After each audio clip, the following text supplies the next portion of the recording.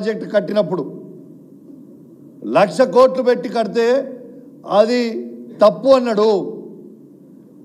Kaleshwaram project 1,00,000 కోట్లు పెట్టి కడితే ఇలా 36 లక్షల ఎకరాలకి నీళ్ళు వస్తూ ఉన్నాయి. డైరెక్ట్గా ఇండైరెక్ట్గా. ఇది వాస్తవం కాదా?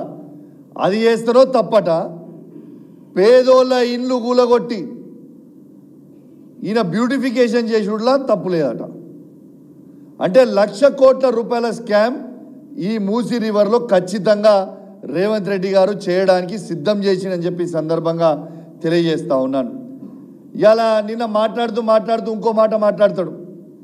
కేటీఆర్ గారిదట, హరీష్ రావు గారిదట ఈపు చింతపండు చేస్తారట ఆయన.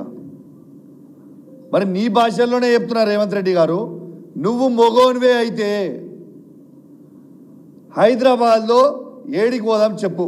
కుక్కట్పల్లికి వస్తావా, నాగోల్కి వస్తావా, రాజేంద్ర నగర్కి వస్తావా, జియాగూడకు వస్తావా, ఇంకా ఏడ ఈ మూసీ రివర్ ఫ్రంట్ పేదోళ్ళ ఇల్లు కూలగొడుతున్నావో ఆడికి నువ్వు వస్తావా సెక్యూరిటీ లేకుండా?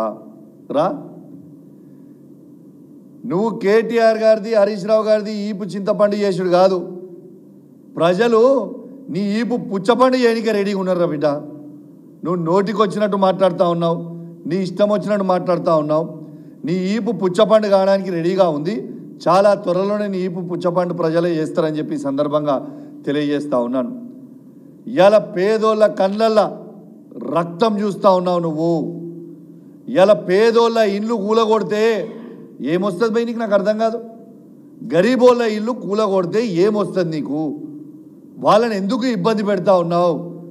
నేను స్వయంగా కేసీఆర్ గారి నాయకత్వంలో కేటీఆర్ గారితో, హరీష్ రావు గారితో, నేను కూడా మా శాసనసభ్యులు అందరం కూడా కలిసి వాళ్ళిద్దరితో కూడా పోవడం జరిగింది. ఆడ ప్రజల బాధలు చూస్తూ ఉంటే నిజంగా బాధ అనిపిస్తూ ఉంది, గుండె బరువెక్కుతూ ఉంది. అసలు ఎందుకు ఈ శాడిజం చేస్తూ ఉన్నావు? ఇలా రేవంత్ రెడ్డి గారు ఒక సైకో సీఎంగా అయిపోయిండు. రేవంత్ రెడ్డి గారు ఒక సైకో అయిపోయిండు. పిచ్చోని చేతిలో రాయిస్తే ఎటు కొడతాడో తెలియదు అన్నట్టు ఈయన చేతిలో ప్రభుత్వం ఇచ్చిన తర్వాత ఎవరిల్లు కూలగొడుతుండో ఆయనకే అర్థమవుతలేదు. అసలు చాలా చాలా బాధాకరం. ఇలా పేదోళ్ళ బాధ చూస్తూ ఉంటే చాలా బాధ అనిపిస్తూ ఉంది. వాళ్ళ ఉసురు ఖచ్చితంగా నీకు తాకక తప్పదు. ఖచ్చితంగా నీవు తీవ్రమైన పరిణామాలు ఎదుర్కోక కూడా తప్పదని చెప్పి సందర్భంగా తెలియజేస్తూ ఉన్నాను. ఇలా నేను హైదరాబాద్ కానీ తెలంగాణ రాష్ట్రంలో మొత్తం కూడా చెప్తా ఉన్నా. ఇలా రాహుల్ గాంధీ గారేమో బుల్డోజర్ కా రాజ్ నై చలేగా అని హర్యానాలో ప్రచారం చేసిండు మొన్నటిదాకా, హిమాచల్లో. ఇవాళ ఈయన ఎక్కడ చేసిండు? ఈయన మొత్తం తెలంగాణలో బుల్డోజర్ కా రాజే నడుస్తుంది కదా.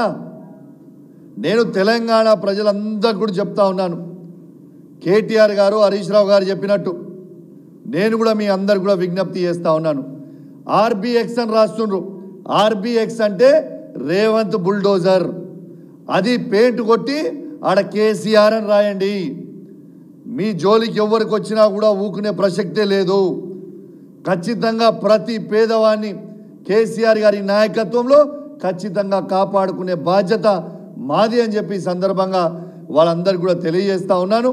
అదేవిధంగా నా హుజరాబాద్ నియోజకవర్గంలో పోయిన వారం రోజులలో హుజరాబాద్ పట్టణంలో ఉన్న గుండ్ల చెరువు దగ్గర ఉన్న ఇండ్ల దగ్గర సర్వే చేసుకొని పోయినరు. గోస్కుల చెరువు దగ్గర సర్వే చేసుకొని పోయినరు. జమ్మికుంట దగ్గర నాయిన్ చెరువు దగ్గర ఉన్న అంబేద్కర్ కాలనీ దగ్గర ఉన్న పేదవాళ్ళ ఇండ్లు సర్వే చేసుకొని పోయినరు. హౌసింగ్ బోర్డు సర్వే చేసుకొని పోయినరు. జమ్మికుంటల కాలేజ్ గ్రౌండ్ ఉన్నది కూడా సర్వే చేసుకొని పోయినరు. బిడ్డ చెప్తున్నా రేవంత్ రెడ్డి సాబ్, రాసి పెట్టుకో, మా హుజరాబాద్ నియోజకవర్గంలో ఏ ఒక్క పేదవారి ఇల్లు కూలగొట్టినా హుజరాబాద్ అగ్ని గుండమవుతుంది బిడ్డ, చెప్తున్నా, తస్మాత్ జాగ్రత్త అని చెప్పి చెప్తా ఉన్నాను.